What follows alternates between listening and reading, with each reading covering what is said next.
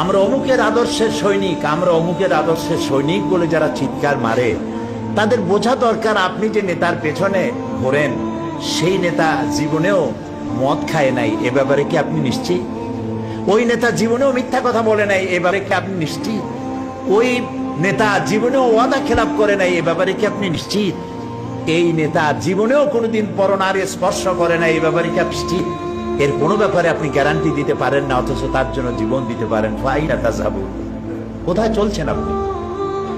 এমন এক ব্যক্তিকে আল্লাহ নেতা বানিয়েছেন, নেতা করে দুনিয়া পাঠিয়েছেন, যিনি সর্বকালের সর্বযুগের আয়নার মতো পরিষ্কার চেহারা, যাকে দেখতে কোনো লাইটের দরকার হয় না, দিনেও দেখা যায় রাতেও দেখা যায়।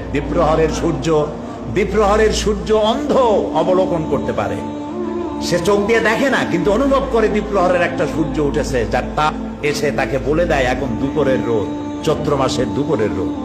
সুতরাং নবী করিম সাল্লাল্লাহু আলাইহি ওয়াসাল্লামের চরিত্র ছিল আকাশের সূর্যের মতো দীপ্তমান, গোটা বিশ্বের মানুষের কাছে উজ্জ্বল, যার জন্ম থেকে শুরু করে মৃত্যু পর্যন্ত এমন একটা দিক নাই, বিভাগ নাই যা সাহাবায়ে কেরাম সংরক্ষণ করেন নাই। জীবনের সবকিছু লিপিবদ্ধ হয়েছে।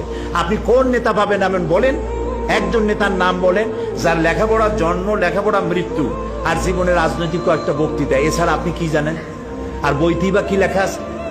নবী করিম সাল্লাল্লাহু আলাইহি ওয়াসাল্লামের জীবনকে যারা সংরক্ষণ করেছেন, তার জীবনী যারা লিখেছেন, আসমাউর রিজাল, যারা তার জীবনী সংরক্ষণ করেছেন, কথা, কাজ এবং মৌন সম্মতি যারা সংরক্ষণ করেছেন, তাদের সংখ্যা হচ্ছে 1 লাখের উপরে।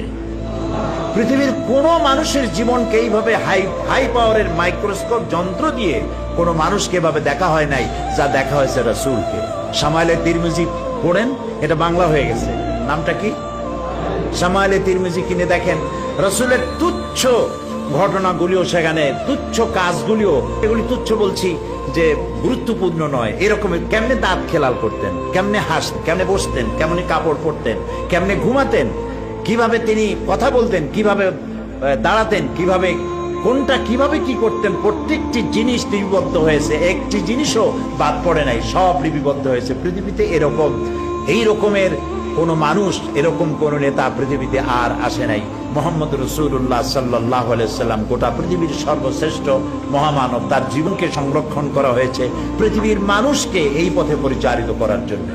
তিনি ছিলেন গোটা বিশ্ববাসীর জন্য রহমত, তাই তিনি, তার আচরণে মানুষ মুগ্ধ হয়েছে। তার কপালে লেখা ছিল না যে তিনি নবী, তার পিঠে লেখা ছিল না তিনি নবী, অথচ তিনি যখন তার স্ত্রীকে দাওয়াত দিয়েছিলেন, হযরতে খাদিজাতুল কুবরা রাদিয়াল্লাহু তাআলা আনহাকে যখন ইসলামের দাওয়াত দিলেন যে আমি আল্লাহর নবী, আমার উপরে ঈমান আনো, আমাকে বিশ্বাস করো, আল্লাহ এক, আল্লাহর উপরে ঈমান আনো, এই কথা যখন তিনি দাওয়াত দিয়েছিলেন, হযরত খাদিজা কি দেরি করেছিলেন? আমি মাঝে মধ্যে বলি, যে সমস্ত হুজুররা মুরিদ বানায় বেড়ান, তাদেরকে জিজ্ঞেস করা দরকার যে আপনারা তো অনেক মুরিদ বানাইছেন, আপনার বউ আপনার মুরিদ হয়েছে কিনা? কারণ স্ত্রী তার স্বামী সম্পর্কে সবটা জানে, এত বড় সাক্ষী আর কেউ নেই। কিরামান কাতিবিন ছাড়া স্ত্রীর মতো এত বড় সাক্ষী আর কেউ নেই। স্বামীর পা থেকে শুরু করে মাথা পর্যন্ত সব জানে তার স্ত্রী।